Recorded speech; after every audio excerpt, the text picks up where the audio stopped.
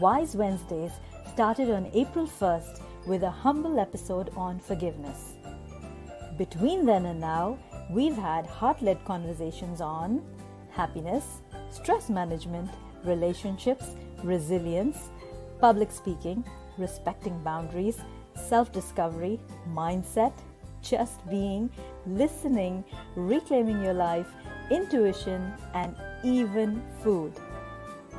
I would like to thank all my listeners and the guests who gave me their time and trust. It is because of you that we kept going. It is because of you that we kept growing. Thank you, thank you, thank you. Thank you so, so much. Thank you, thank you, thank you. Thank you so, so much, and welcome to episode 100 of Wise Wednesdays with RK. What a journey it has been. The video you saw was created when I was just 15 episodes into these conversations. And boy, have we evolved. We've had change makers, thought leaders, entrepreneurs, business heads, people who are changing the world. And today, the cherry on the cake is somebody who is the founder of the HumanWisdom Project. I mean, how does it even get any better than this? Dr. Manoj Krishna, he is a trained doctor in India, and he let go of his career to write a book, Understanding Me, Understanding You, an inquiry into being human. And from there launched the HumanWisdom Project. An app that was released earlier this year, and his new book, Stress Free, will launch later this month.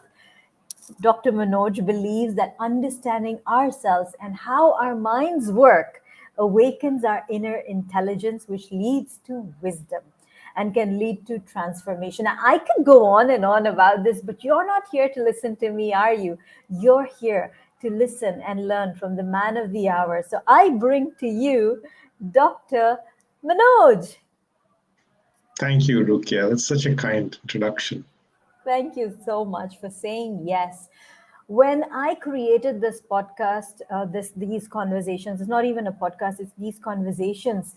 I remember very clearly I had my first episode with Cindy, and I do have to pay respect to Cindy Martin at this point. She was somebody who would always tune in when I do my daily lives, a beautiful support system. And when I decided to do these daily lives, she said, yes, Ruqya, let's do it. So she was on my show as the first guest of honor, my star speaker. And then when I had my next speaker and I was considering to do this weekly, I spoke to my friend and I said, hey, listen, I'd like to do this as a weekly. What do you think should be the title of the show? And she said, the show should have a title that speaks to you. And for me, these conversations, Manoj, were all about wisdom, about being wise, of making do with what I have in terms of, my circle of genius. And so to have you on the show on episode 100, the founder of the HumanWisdom Project, for me really feels like it's come a full circle. So thank you for accepting. No, it's my pleasure. I'm looking forward to our conversation. Thank you. So welcome everybody to the conversation. Today we are talking about the beauty of inner wisdom, the life-changing beauty of wisdom. What does it mean to you when we say beauty of wisdom, Manoj? Yes. Wisdom can mean different things to different people. Some people think it comes with age. Some people think it comes with experience. But some of the wisest people I've met are little children. You see, because they have that clarity of thinking and seeing. After all, in all our cultures in the world, the seers were considered the wisest people, right? And the seer is only a person who sees clearly. See, but not just sees out in the world clearly, but sees inside clearly and has that clarity of understanding of themselves, how their minds work. And that clarity then allows this awakening of intelligence, wisdom, which allows you to be in the world in a totally different way. And it's beautiful. That's why I call it the life-changing beauty of wisdom. Hmm. And it is life changing, isn't it, when you are able to see inwards clearly? Yes. And we don't know how to do that. We've never been taught how to look at ourselves. We know how to look at the world, but don't know how to look at ourselves. So it's a skill that we all need to learn. But once you learn that skill, then it's like learning to swim. Then you can, you're away. And whatever challenge comes, you can swim right through it. I like that. I like that. I think also because swimming was on my to-do things to learn, but I haven't gotten around to it. I think it's about time I did. It keeps coming up as an awareness. Well, Manoj, actually, wisdom is the same thing. Everyone thinks it's a good idea, but nobody actually quite gets around to it, or thinks it's for the future, or it's not relevant to my life right now. But actually, well, as we'll explore, it couldn't be more relevant. do that. And tell me something. We live in a world where knowledge is bowed down before, grades and degrees and everything else. So, in a knowledge based society, where does wisdom fit in? Yes, very interesting. Everything that knowledge that we're teaching children and we worship is on our phones now. Knowledge has been democratized enormously. But there's no sense of peace inside. Very few people live with peace. 80% of us live with stress. 50 to 60% are anxious. 50 to 80% of our relationships either break down or are unhappy. 10% of the world suffers from addiction. We have 41 wars going on in the world right now. And we human beings have less than 100 years on this planet before climate change can completely come and derail whatever progress we've made in the last 100 years. Now, we know all this, right? But we seem unable to do anything about it. And the reason is, I think, and as I'll explain, we don't live with this wisdom. That's why it's so vital in the world today. And what do you mean when you say we don't live with this wisdom? We don't live with a deeper understanding of ourselves and how our minds function. See, we just, the bottom line is that all of us human beings are conditioned by our influences, and we become attached to them without our awareness. Right. So let me give you an example. Take Northern Ireland, but it could be anywhere in the world. You're born on this side of the street in Belfast, you're Catholic, the other side, you're Protestant. You may grow up hating each other. You never ask why. It could be India and Pakistan. Could be any of those borders, Russia and Ukraine. Or inside countries, different religious groups. The moment you pause and ask, why do I hate somebody who I've never met? What's going on in my thinking to make me think this way, feel this way, act in this way? Isn't it crazy that if I kill a person in my country, I will go to jail for life, or I might be executed if I'm in America? But if I kill a person in another country, in a war, I'll come home and get a medal. Yeah. Do you see what I mean? It doesn't make sense. So if I ask why, I realize it's just my condition. I've read a different storybook to you and it's happened. So the same process has occurred in you and in me, right? Without our awareness. Because deep down, we're the same human being. My right hand would never go to war with my left hand because we know we're connected to the same body. So once we see that clearly, that deep down we are the same human being, and our divisions are just caused by our unconscious conditioning influences, which we are not aware of, our conflicts and our divisions can cease. Now that is wisdom. You see clearly? It's so simple. So when I asked children, I said, so what's the answer to war? And they said to realize we're just the same ice cream, just different flavors of it. I love it. These are just 10-year-olds, by the way. I love it. I love that they said ice cream. And we're Yeah, all the same.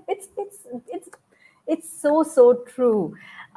We're all the same. I mean, we're dealing with the same limiting beliefs. We're dealing, and we want at the end of the day the same kind of happiness and joy that for ourselves, for our families, for our loved ones. I think the core needs and the core fears are always the same. Wherever in the world you might go, the same, you feel the same hunger, you feel the same thirst. It's all about being human. yes. And the more we connect with our own humanity, the more at peace we are in ourselves, and the more at peace we are with others. Because right now, we don't live in peace with ourselves. Even the person who has all the money in the world lacks this sense of inner peace, and he wants more. Yeah. Because he keeps thinking that the more he gets outside, the better he'll feel inside. But that's a fallacy. That's just not true. True, true. It's all to do with the inside, isn't it? At Yes, the end of the day. yes. So the mind is always looking on the outside to make it feel good on the inside. Think about that. All our journeys in the world, everything we do, why do we want money? To feel good inside. Why do we want to get married? To feel good inside. Why do we want to be successful, have a great job, be famous, rich, all of that? To feel good inside. But wisdom allows you to feel good inside without any of those trappings on the outside. That's And why it's life changing and it's so beautiful. And it's democratizing, which means the rich and the poor can access the same wisdom. like that. Right? So your journey itself is also the same, isn't it? You left the career you had Yes. as a spine doctor, and then you wrote the book, Understanding Me, Understanding You, an inquiry into being human. And that's where the project started, the Human Wisdom Project started. What was that tipping point? Because I think there's always a tipping point of realization where you have that understanding or awareness that something needs to change. What was it that happened for you that led you to this transition, transformation, as you like to call it? For a number of years, I'd thought, this understanding that I have, which is quite simple, and by the way, it's not mine uniquely, it's just being human. I'm just an ordinary human being asking questions of life like any other human being can. Just like any human being can learn to swim, so any human being can discover this wisdom for themselves. But one day I was driving home from work and the radio was on, and a hospital in the Middle East got bombed. It was a children's hospital in the war. It was in Aleppo. And the children were screaming on the radio. And I felt deeply moved. I felt we human beings need to do better. We can do better. And we must do better. And I felt I had an understanding that could make a difference. And so you can't keep it to yourself. Then I transitioned out of medicine, worked with children for 4 years, and discovered they already have this wisdom. We just need to draw it out of them. You know, the root word of education, educere, is to draw out. It's not to put in. So if you sit down with children, you can draw this wisdom out of them. and then their lives can change forever. Every human life can change if we all lived with this wisdom for ourselves. So as children, we have wisdom. What happens as we grow up? I think it's in every person. It's just lying dormant under the surface. It has to be discovered by each person for themselves. I can't give it to you. Like, I can't tell you what water tastes like. I can give you the glass, but you have to drink it to find out. And this comes from simply looking and learning about ourselves, asking questions, traveling inwards, and just finding out what's going on in my thinking to make me feel this way. And do you think we're fearful of wisdom somewhere as we grow up? Yeah, I think people are anxious about looking inside because they're not sure what they'll find. But I can just tell you with complete certainty that the peace that eludes you in the world, the happiness that eludes you in the world, is to be found inside, not outside. And what we're doing is exploring the deeper layers of our thinking. So beyond my experiences, your experiences. So to give you an example, you talked about fear. I might be afraid of spiders. You might be afraid of the dark. So we could just talk about spiders and the dark, or we go deeper. We explore the nature of fear, the very essence of it, which, as you know, is just a dysfunction of thinking. It magnifies threats. It imagines threats which don't exist. It's like being in a scary dream and thinking it's real. It's real when you're in the dream, but when you wake up, you realize it's just been a dream and your fear goes away, right? Right. I like that. So, okay, before we go further into this conversation, I've got to acknowledge the people who are watching. We've got our regulars watching. Thank you, Vidya, for tuning in today on episode 100. We've got Supriya, we've got Lubna, we've got Palak, and who else is watching? Do let me know in comments so that I can acknowledge you for your time. If you're new to the channel, do subscribe and share this conversation because it's definitely going to be a very, very wise one. We have a question come in from Supriya, and then I'll go to Palak's question. Supriya says, such an insightful conversation. Thank you so much for this. Do you think this kind of guidance should be included in the basic education system? Yes, that's my passion. My passion is that every child in the world should grow up not only learning about the world around them, but also about themselves. And with this wisdom, they can live in peace with themselves, each other, and the earth. And every problem that we human beings are struggling to solve right now begins in our thinking. Whether it's mental health or relationships or climate change or violence or war. So if we lived with this deeper understanding of ourselves, we could prevent these problems and more easily overcome them. You see, nobody at the moment thinks stress can be prevented, but it can. Nobody thinks war can be prevented, but it absolutely can. And so on, So what you're saying is the wisdom is within us. And what we are afraid to venture into is actually where we need to be going. Yes. Everything that's beautiful and worth doing lies on the other side of fear. Actually, it's like, when you're standing by a swimming pool and you're watching people swim, what's your first instinct? Is fear, right? To get in the water.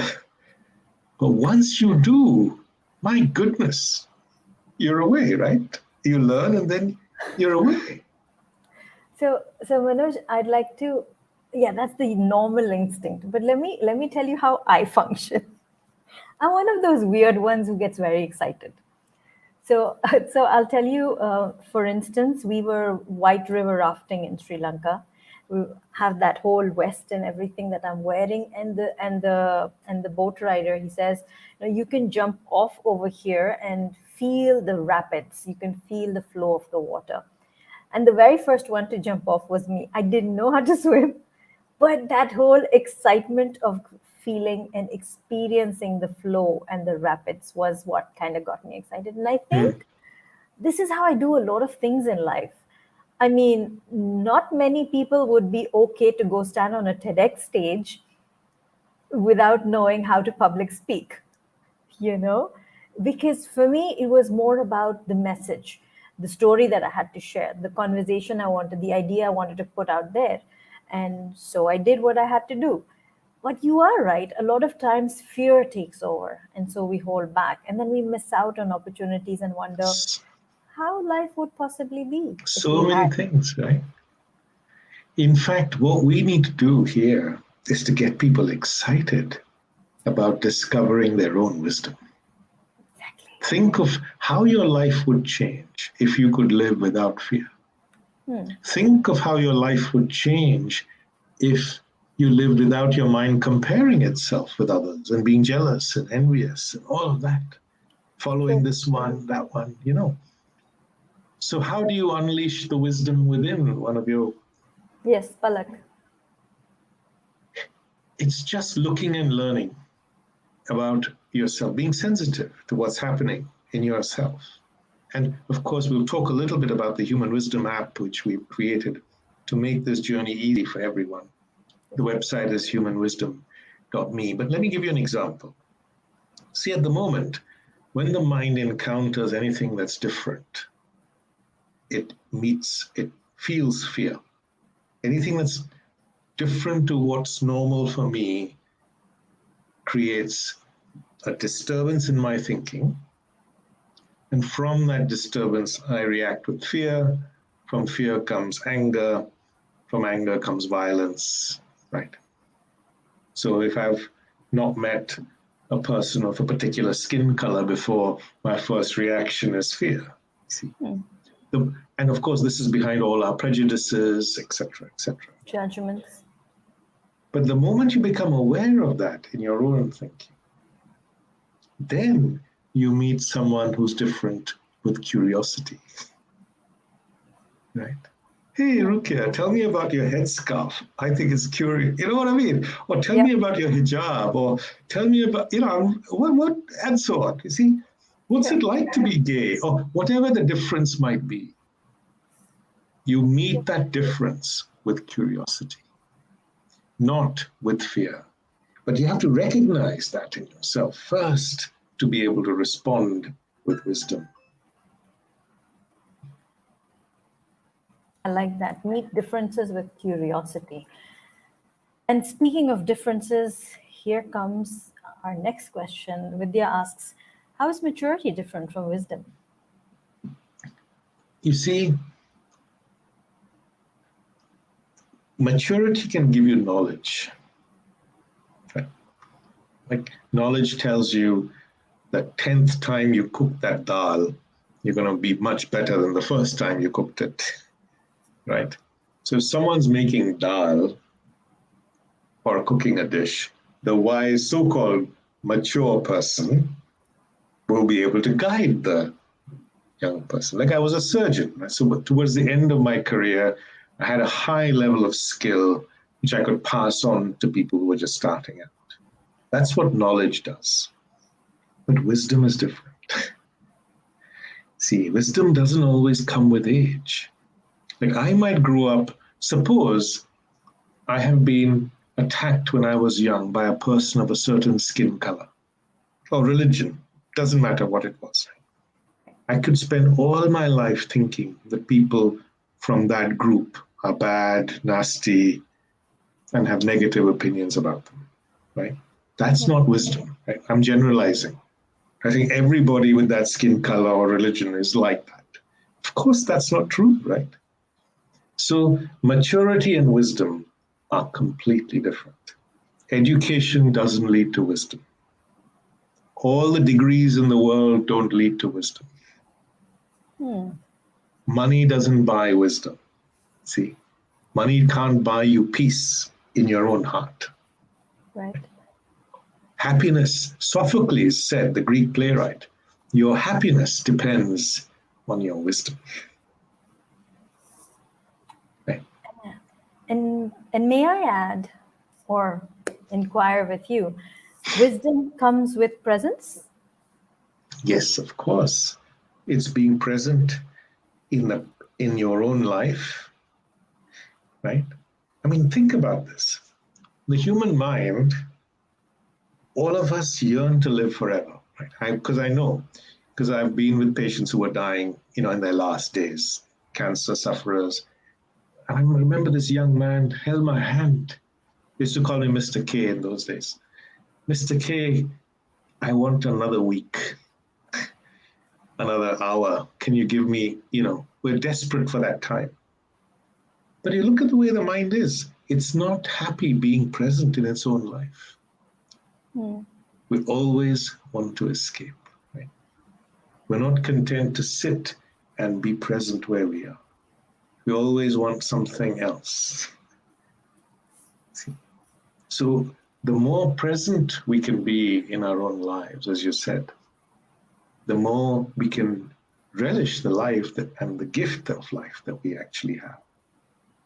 But again, that comes from noticing how my mind is restless, wants something more, not happy to be present. And that understanding allows you then to respond with wisdom and be still.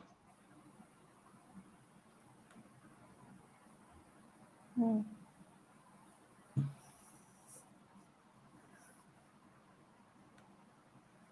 taking a moment to be still.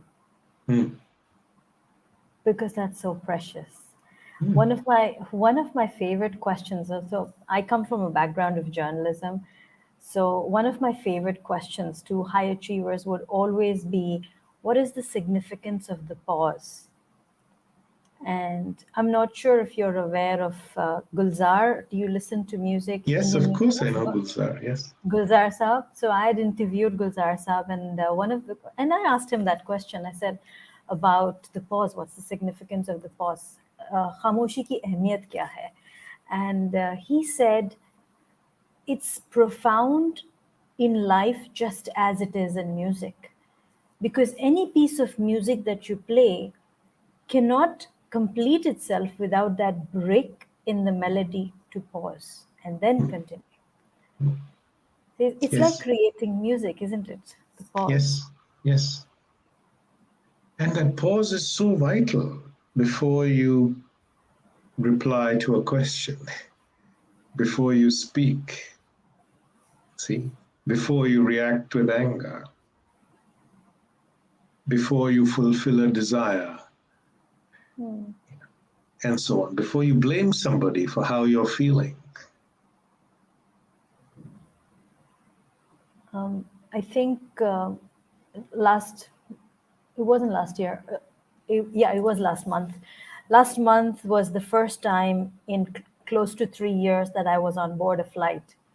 So the whole perspective of watching the plane take off was very different for me, because earlier it was just a normal thing: hop on a flight, take off, and not think twice about it. But when you do it after 3 whole years, almost 3 whole years, for me it felt like, wow, the little things that we took for granted feel like such a privilege now. So watching out the window, watching the craft get on the runway, take its place, take a pause, and then go on that runway and take flight, just made me think that even a Boeing needs to take a pause. It finds its place on the runway, and then it waits for a moment. Maybe it's waiting for the place to be cleared or whatever, and then it takes off. So even a Boeing needs to take a pause. Now, you see, you said something really interesting there, that the mind takes things for granted. Yes, it does. Now, realizing that, deeply. And responding to that is wisdom in action. Because then you wake up every day and you say, you look at people freshly. You look at what you have. Look at all the things you take for granted, because the mind does that automatically. See, the way the mind is wired, the human mind is wired in the same way in all of us. So if we just want to relish our life, as you said, wake up and look at what we already have and how the mind takes things for granted. Look freshly at people and the world we live in. There's so much beauty everywhere. Yes, there is. So, does wisdom equate to high emotional quotient? Yes, I think so, in the sense that depends what you mean by that word, but wisdom also means understanding your emotions. Right? So, for example, when you get angry, we assume our anger is caused by external events, how someone has spoken, what someone has done or not done. But actually, our anger, behind all our anger, is a feeling of being hurt. And behind the feeling of being hurt is an unmet expectation of some kind. Where does that expectation come from? Of course, it comes from ourselves, right? So when you realize that you are responsible for your own anger, then your whole relationship with it changes. And that's being emotionally intelligent. See? True. Okay. I'm just going to ask you another question about, we get so used to things being in a particular way that sometimes we feel that it's okay to not rock the boat, right? Because it just could get messy, it could get uncomfortable. So what are your thoughts on that? How do you actually get past that? Well, that's the story of most relationships in the world, I imagine. Right? The art of having a really successful relationship is where wisdom plays a huge role, I think. And I think each situation has to be judged on its merits. Right? There can't be one rule that applies to everyone. True. So many things have to be taken into consideration. But if it's your fear that's holding you back, for example, say you're in an abusive relationship, and 20% of marriages are apparently abusive. This is according to data in the US. Then you need to leave. But your fear then, and what's going to happen? Will I be financially okay afterwards or not? All of those questions then come to the fore. But your fear is the key thing that's holding you back. But on the other hand, if you just think the grass is greener on the other side, you've taken what you already have for granted, right? And you've not understood that you've stopped looking freshly and appreciating what you have already, then you might be disappointed because you haven't learned that lesson. So next time you're just going to carry on with the same thing. The new relationship is always wonderful for 6 months. Then the hard work begins, right? True that. And some people just want that wonderful feeling, but they want to repeat it every 6 months. And of course, that doesn't end well. So what's needed for us to finish what we started? Because like you said, the first 6 months is great, but then that's where the hard work starts. So what really is that element that can keep us going to the finish line? Yeah, I think the more you understand yourself, the more you understand others, and the more compassion you have for others. You see, one of the things that's missing in a lot of relationships is compassion. Real compassion, love, if you like. So it's not based on what you're doing for me. Most relationships are transactional. If you do this for me, I'll do that for you. And if you don't do this for me, I won't do that for you. Or you have to make me feel this way. So, for example, being aware of our emotional needs. Like I have a need to be listened to, but I don't have the same need to listen. I have a need to be understood and loved, but I don't have the same need to understand and love others. So the more I go in my own inner journey, the more I understand you because you're the same as me. Right? Oh. Do you understand? Yep. And from that understanding comes love and compassion. So I tell the story, I'll share it with you. It's a beautiful story. I was giving a talk to some teachers in Newcastle, and a teacher came to see me and she was crying. And she said what I had said had helped her to forgive her parents. And so she said that she had a boyfriend who was a different skin color, and her parents refused to accept him. But they married anyway, and the families had not spoken for 20 years. She hadn't spoken to her parents, they'd not met the grandchildren. But today she understood that their actions and their thoughts came from their unconscious conditioning influences after the war. And she was the same because her thoughts and actions come from her unconscious conditioning influences as well. So deep down, we're the same human being. We're just conditioned differently. Understanding that awakens compassion. See?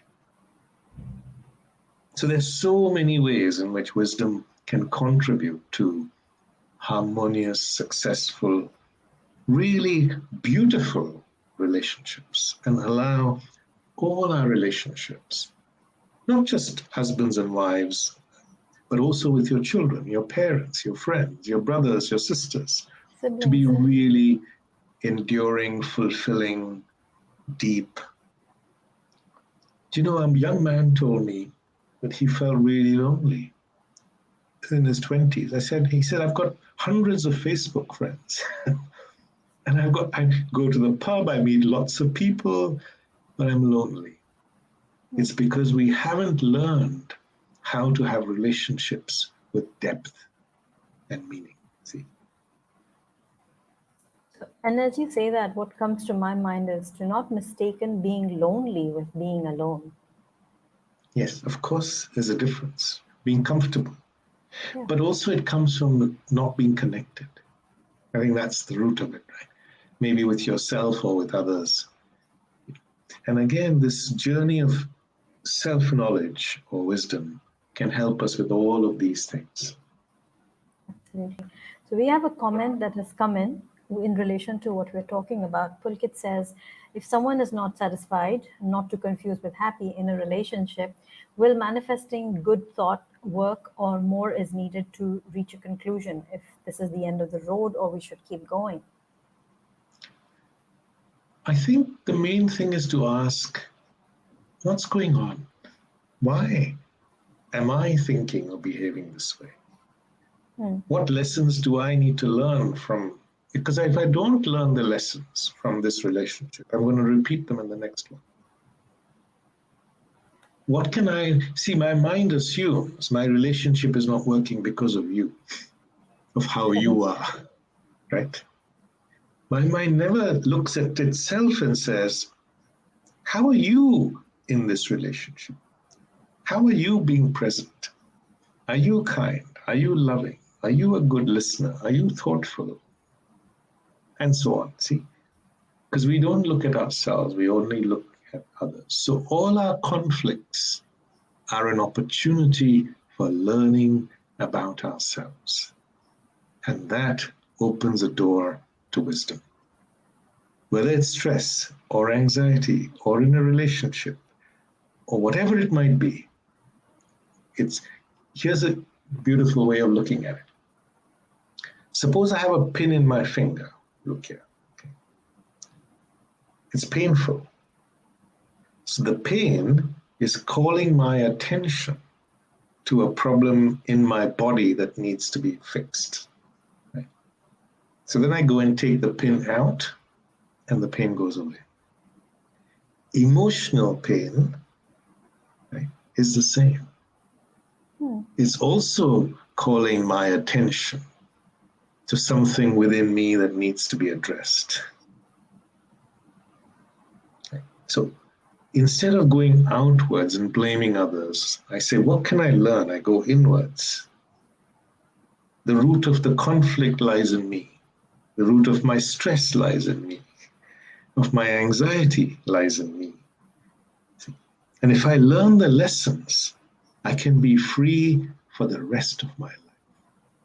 That's the prize.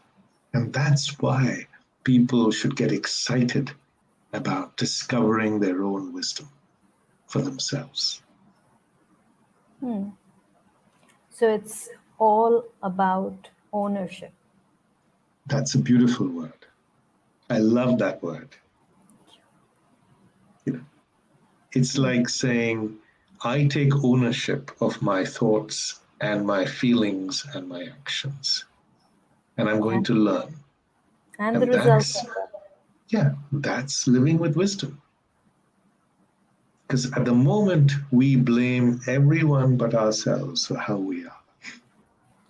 I'm laughing, Manoj, because the reason I stood on that TEDx stage was because I was fed up of people around me complaining about everything under the sun and not taking ownership of their life. So, for those of you who are new to the channel or are watching for the first time, a little bit about me and my journey is that I started as a writer when my children were really small. So, my son was 8 months old and my daughter had just started school. And the question I asked myself was, there must be more to life than diapers and dishes. So ask a smart question, and voila, the world of writing unfolded to a graduate of science.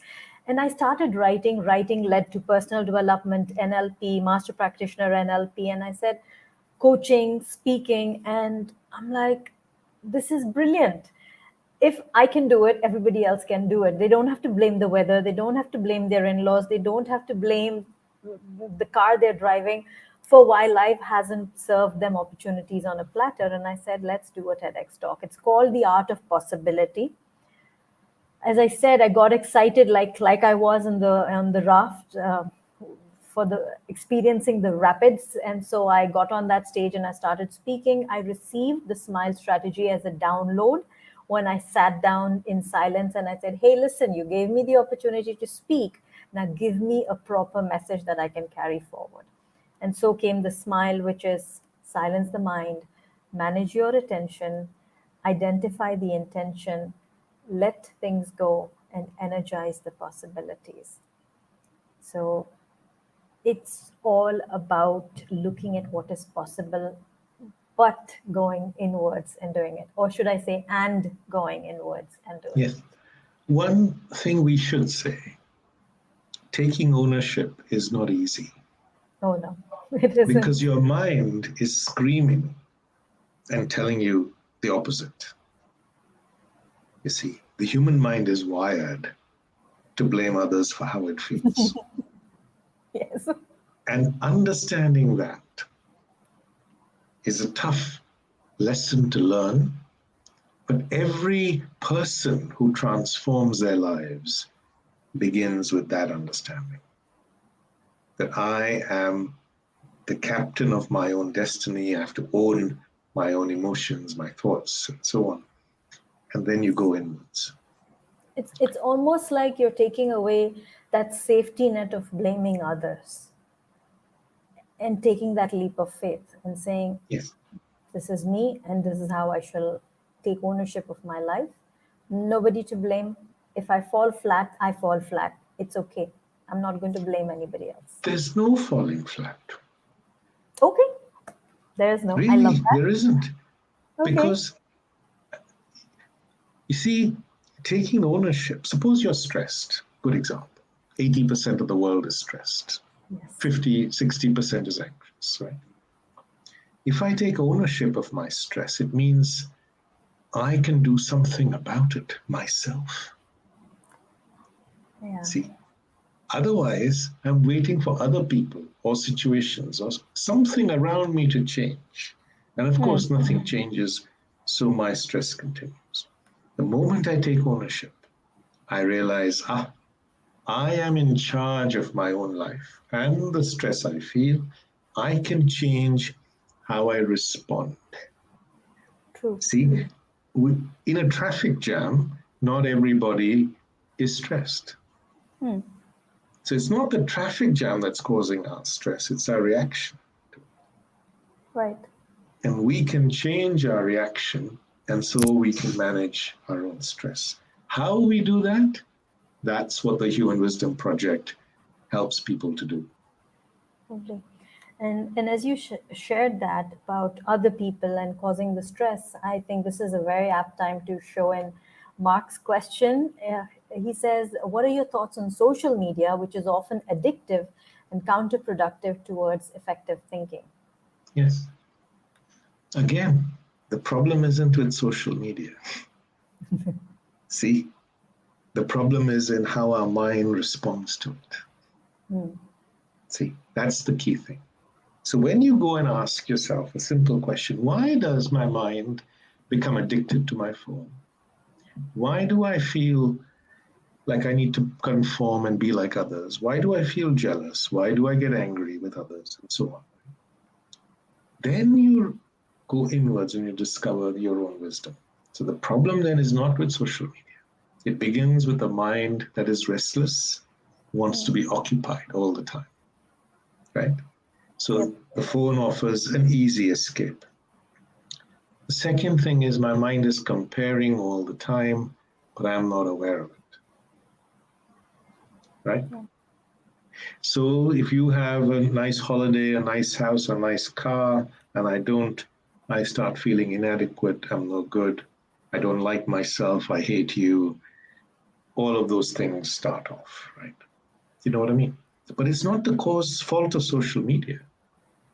It's the hidden patterns of thinking that we're not aware of that are making us behave in this way. I asked a 13-year-old girl, how would your life change if your mind didn't automatically and unconsciously compare itself with others all the time? Right? And you did it only when you needed to. You were in charge. Ooh. And you know what she said? She said, I would be free. Yeah, very liberating, right? It is, right? If you don't compare yourself with others. And of course, now there's this huge problem of social anxiety among teenagers, young people. One school I went to, all the young girls don't want to come to school, not because the education's bad or they don't like the teachers, because of the social anxiety of comparing themselves with other girls and how they're dressed. So if we grow up with this understanding and we can give this gift of wisdom to children, it can change their lives and the future of humanity. That's my fervent belief. I like that. And here's somebody who's a big advocate of not comparing. Lovely also adds to say, with each passing year, I quite enjoy my own company. Yes, I do Yes. as well. Yes. Birds of a feather we are, lovely, aren't we? So we've got one more question, and then I'll ask you to share about the Human Wisdom Project, because that is really going to help so many people on board. Girish asks, is self-talk a hurdle in experiencing wisdom? It depends what we mean by that word. Sometimes we're quite critical of our own selves. A lot of people are critical of themselves. And again, once you understand what are the hidden patterns of thinking that are causing that to happen, that understanding can bring freedom. So, for example, your mind is conditioned by its environment. Say you've got a brother who's got more money than you or whatever, so you think you're no good. So you keep telling yourself you're no good. But that's coming from your unconscious conditioning, and you're comparing yourself with them all the time. Or your father or your parents might have said, or your teachers, you're no good, you'll amount to nothing. That memory keeps circulating in your own mind, and you become, you get this negative self-talk. But just seeing all this hidden patterns of thought, waking up to them, brings freedom. And you can be at peace with yourself. So, do these thoughts ever go away? Absolutely. In the sense that something change, if you see something clearly, that thing changes. See, the moment you realize that you're the same human being as everyone else, it awakens compassion. All the divisions between you and others fall away. And you can't bring them back. The moment you realize your mind's comparing all the time, and it just stops. So you no longer feel envious, jealous, want what other people have. Then you can walk your own road in life, whatever it is, right? What if people see that as arrogance? I think knowing yourself and honoring your own inner wisdom, your own inner knowledge, that's the most humble thing, I think. Because you are an ordinary human being. There's nothing about this that makes you better than anybody else. See, you are the same human being as every other human being. That when you realize that deep down in your spirit, you live with compassion, you live with peace, you live with goodness, and you care for the world, not just for your own life. You have a feeling of care for the world, the whole world, not just people who are like your skin color, your religion, all of that, right? So, tell us, how is the Human Wisdom Project changing the world? So, what I try to do is to put myself in my shoes 30 years ago and say, how would someone who's curious, unsure, confused begin their own journey of learning about themselves, discover their own wisdom, change their own life? So that's why we built the Human Wisdom App, to hold someone's hand and say, come, let me walk with you. And there are 5 steps. First, you nurture a quiet mind, because as you said, a quiet mind has a pause, can notice things. So we have a number of ways in which you can do that: breathing, being in nature, journaling, meditation.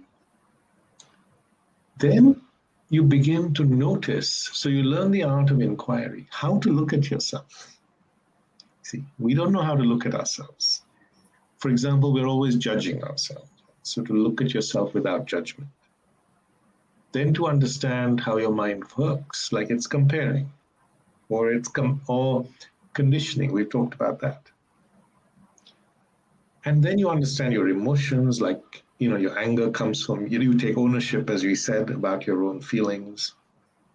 And then you can take this understanding and apply it to all the different areas of your life, whether it's relationships or stress, or you want to be happy, or you want to communicate well, or you want to be a great leader, or you want to have a better relationship with food.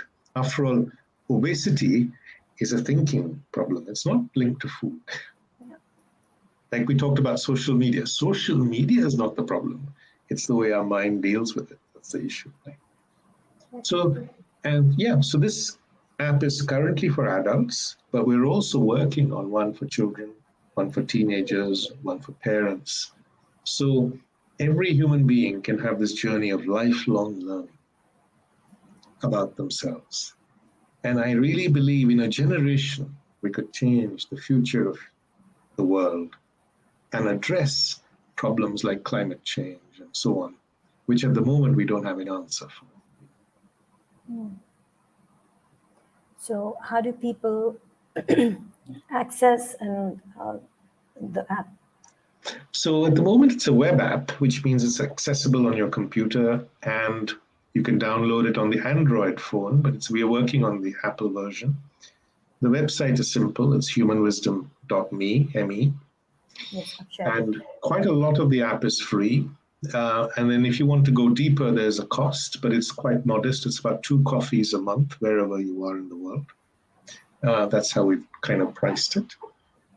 You'd spend far more on a meal out than you'd ever spend on the Human Wisdom app, which can be, and wisdom, as we know, can be completely life-changing.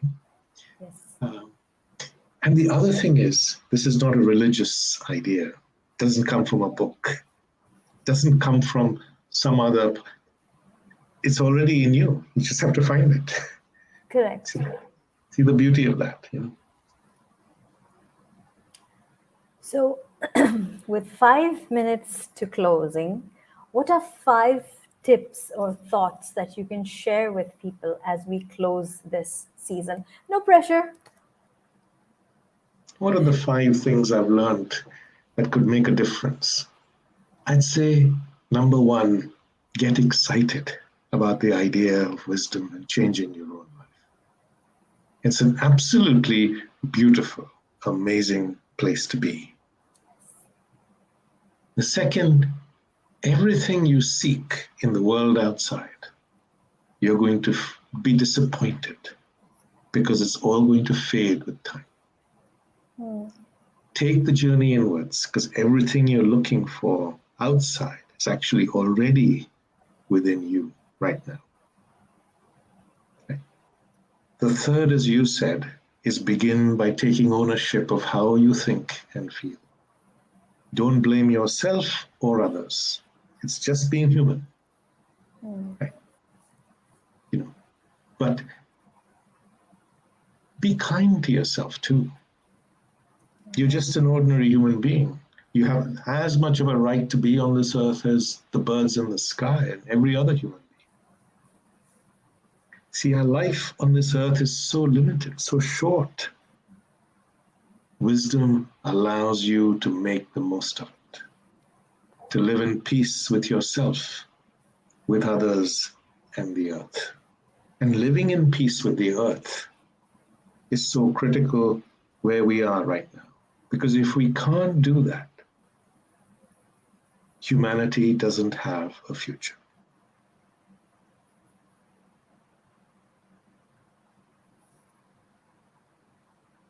Wow. Wow. I'm lost for words. I'm Well, lost for words. I'm let me say overwhelmed. that it's been such a pleasure to be with you and all your listeners.